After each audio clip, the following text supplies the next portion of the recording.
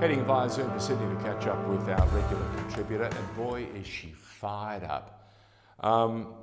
Her expertise is in 1,000 fields, but she comes to us as our small business expert, and more importantly, the enraged, fiery one. Her name is Angela Vithoulkas. Boy, what got you so fired up? Come on. Mr. Danikian, things are very serious if our Australian government feels the need to set up a Dobbing job seeker hotline. Explain. What got under your goat? What's going on? The Honourable Minister, Michaelia Cash, stood in front of a press discussion updating us that if job seeker recipients, who are clearly people that are unemployed, and I know there are a lot of us who think that, you know, sometimes people want to be unemployed. Let's accept that there's that premise. Yep. However, we also know that there are a lot of people unemployed right now due to catastrophic situations. Yep. So if you apply for a job, you're qualified for the job, but you don't want to take the job, then the government is asking the prospective employer to ring them up and dob them in, because then they can be served a breach notice. Now, I'm not sure what that breach exactly consists of, because it sounds a bit like sending someone to the naughty corner. However, this is not how we reinstill trust and authenticity and all these things that we want in our society, that we demand of brands, but not off our government. So I'm sick of doing the government's job. I've got to collect the GST. I've got to organise people's super. I have to know everything and be out front for everything. And now I've got to dob in someone that says no to a job. And then, of course, they want to say to us that small business isn't doing enough to fire up the economy. I mean, if we look across Australia, the biggest loser of the last year and a half has been small business. They've been terrorised. They've been knocked from pillar to post. And here's this one extra imposition, and you're fed up. We knew it would take something to get her going. Angela, you don't want to be a dobber for anybody, especially the government.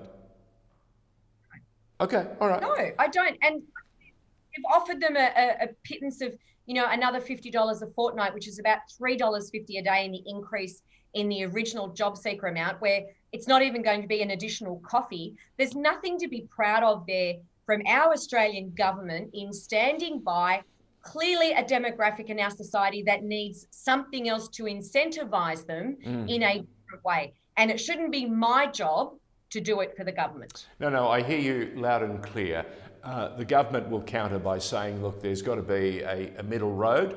I think the offer originally was the unions wanted, was it $25 a day an increase, not $3.50, but $25 a day. Would that have been more to your liking, or would that have been a little bit too much? Was that like an ambit claim, for example? I think we need to really be addressing what we are doing to the members of our society that are feeling marginalised. You have to understand that small business is the front line of defence when it comes to making sure we look after our people who aren't the most highly paid in any industry, but asking people to live below the poverty line until they can get a job, which if they don't say yes to any job, they're going to be penalised further. I don't think we're doing our human job in our society, which is looking after those who are doing it tough. It's the government's responsibility to work out accountability, transparency, and consequence. Shoving that responsibility and making us the monitors and the sheriffs and dobbing and prosecuting people, how does that create an employer of choice or a good working environment or give people confidence to go and apply for a job? No, it does none of the above. As you touched on, what it does, it makes you feel unworthy, doesn't it? And the last thing we need to be doing is promoting that sort of thinking. We need to be more aspirational. Well done. Okay. Maybe that requires a leader with vision.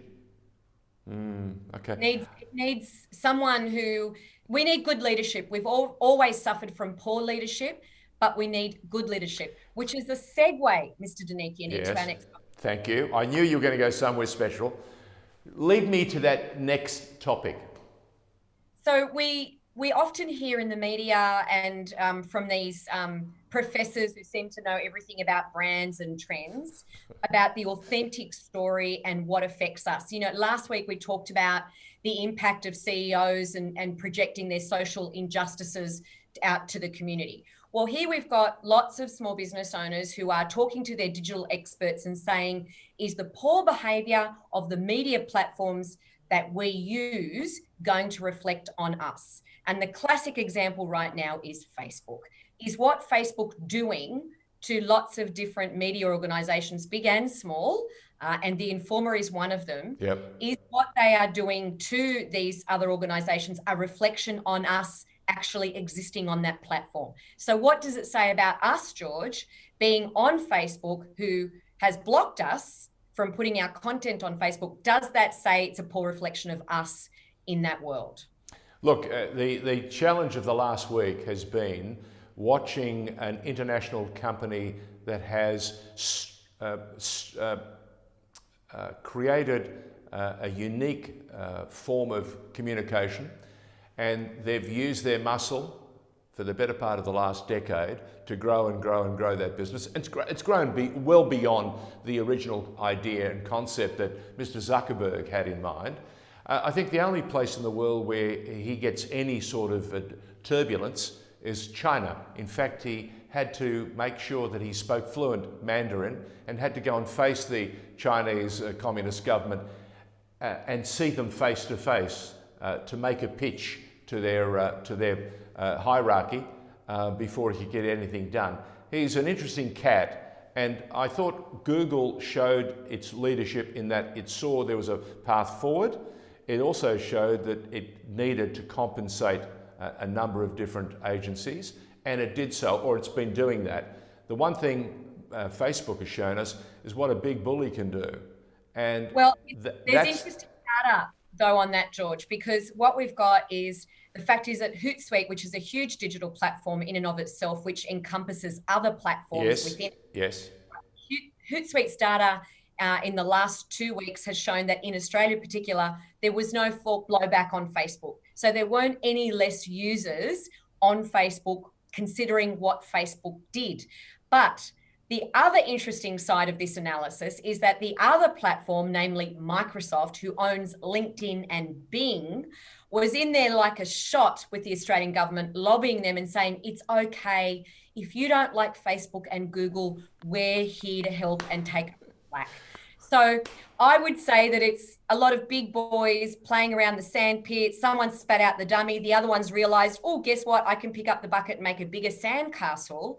But we are seeing through them. So if you look at the comments online, anything to do with Facebook or Microsoft or LinkedIn or Bing, the users, in other words, us, the civilians, the comments are saying, we see through you. We know what you're doing. We don't care that much because we know you'll sort it out. And in the end, fair will win. Facebook is, in fact, the biggest media organisation in the globe. Do they deserve to have free information? Maybe, maybe not. But if you don't want to be on Facebook, then you're going to miss out on business. Very good. Well said. As you and I have discussed over the last 3 or 4 weeks, I can't let you go. You're allowed to fire all the bullets in the world, but you've always got to leave us with a treat or a dessert. Galactoburico is the preferred sweet, but you're not offering that. What are you offering as our final piece? Well, I have to calm down. I have to calm down. Why? Because one of my favourite characters in any of the big DC blockbusters is Thor. And you add the surname of Hemsworth to anything, and I don't care which one of the Hemsworth it is, it does make my pulse race a little bit faster. But the God of Thunder has done one better, and I would expect no less of a God. He has created almost single-handedly a resurrection, if you will, of the Hollywood film industry and the Australian film industry, because he's staying in Australia. He's inviting Hollywood here. A lot of our big Australian stars are also doing that. And we've got some big names like Nicole Kidman. Now, we could be ironic and say, you know, well, they come here and they've had to do their own quarantine in their $50,000 a week homes instead of being in a 5-star hotel. Well, they're smarter than the rest of us. However, what they have done is employ people, resurrect an industry, put money back into the economy, make our stars be more powerful and have more influence. And I say, where there's one God of thunder, there should be many more. And thank you very much for making Australia his home. I can only agree with you. Mr. Hemsworth has also done something else. He's encouraged other like-minded souls from Hollywood, like Zac Efron, to also come down under, and not just for a week, not for a month, but to make their homes here. And that's got to be good news. Have you seen his exercise app? No. You can work out. No. You can work out with Hemsworth. Work out with Chris. Right. That's one to watch, George. Angela Vithoulkas, as always, leaving me breathless. Thank you.